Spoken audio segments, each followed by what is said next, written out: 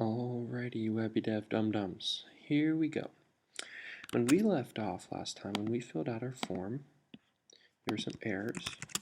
Did it so that if we submitted some stuff, it would show us that. And then when we finally submitted everything, it would be showing us all of the fields all the fields filled in with the values. Now the problem is that this is the point where we actually want to have the email sent, and we don't want to have any messages here. We just want to display something that says like, hey, your email's been sent, thanks for getting in touch. So what we're going to do is we're going to give ourselves a variable called sent. If the error message is not set. Let's try that again. If is not set error. There we go. And what that should do is say if none of these have been triggered, meaning that the form has been filled out in its completion, then set a variable called sent equal to true. And that's going to be a Boolean value just like we've worked with before. So now if it's sent, we can come down under our is set error message, and we could just change the value of this to be if is set sent.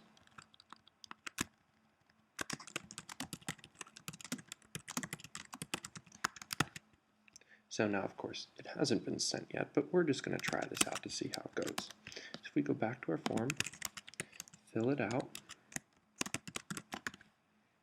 send this, there we go, message has been sent. Now we still have the problem of dealing with these forms, and what we're going to do is we're just going to hide it.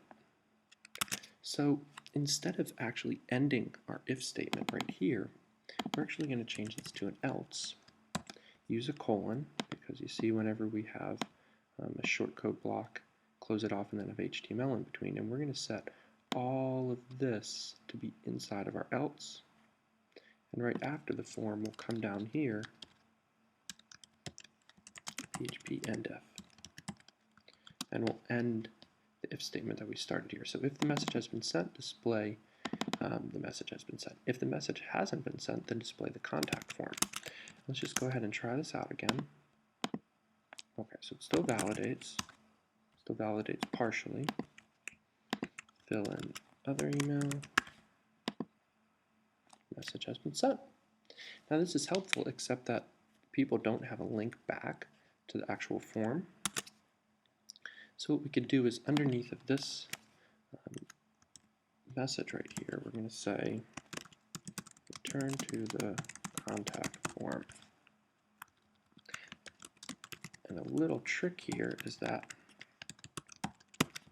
if you leave this blank, it will submit to the page that it's on.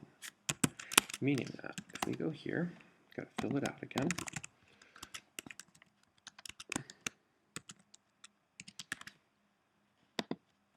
And we hover over this, it will click right back. Now we could do that, or I want to show you another little trick, which is if you say print out, this is a crazy thing right here, server PHP self, and we say, so inside of our href value, we say print server PHP self.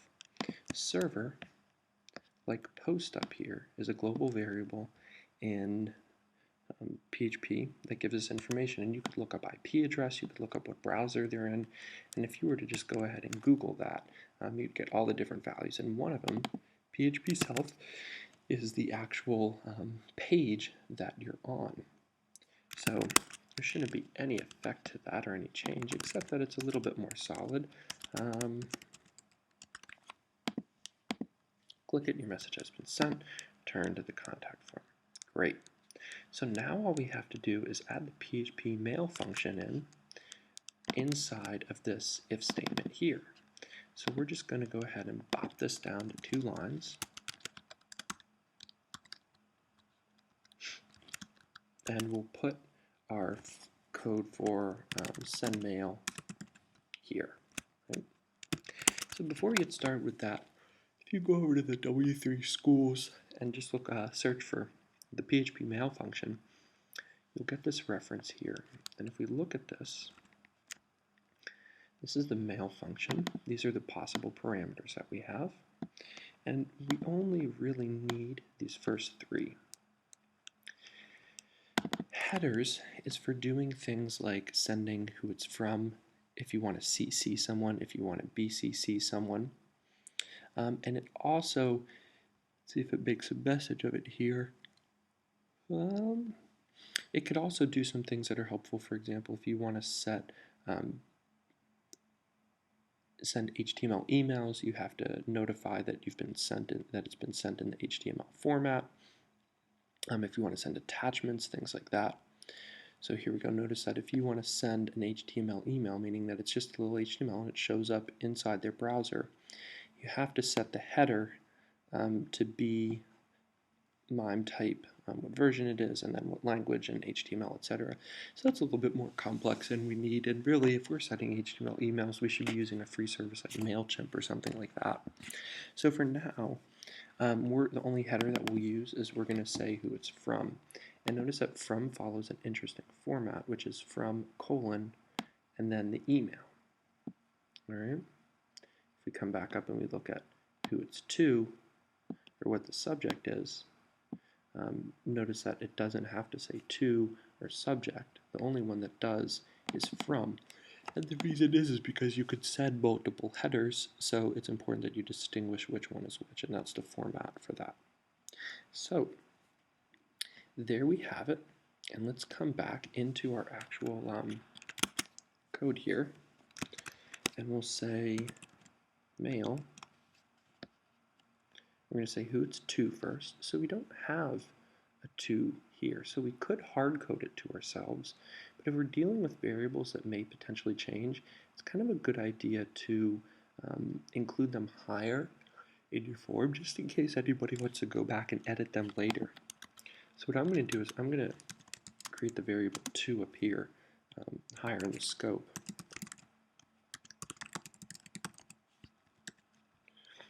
And then down here, the first value is going to be 2. Now we could also set a subject line. And again, since this is values that may be changed later on, we're going to say subject message from contact form. Now we've got the subject.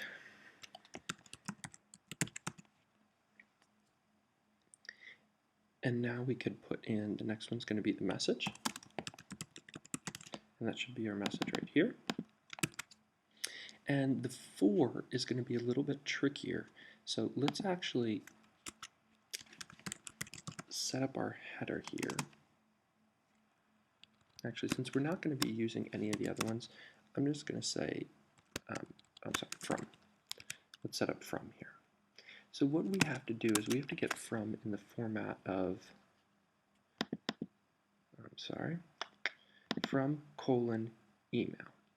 But what we could do, and they don't have it here, it's kind of set here, is that if you say from and you put in their name and then you put their email in brackets like this, it'll actually display the name that it's from that person instead of just the email.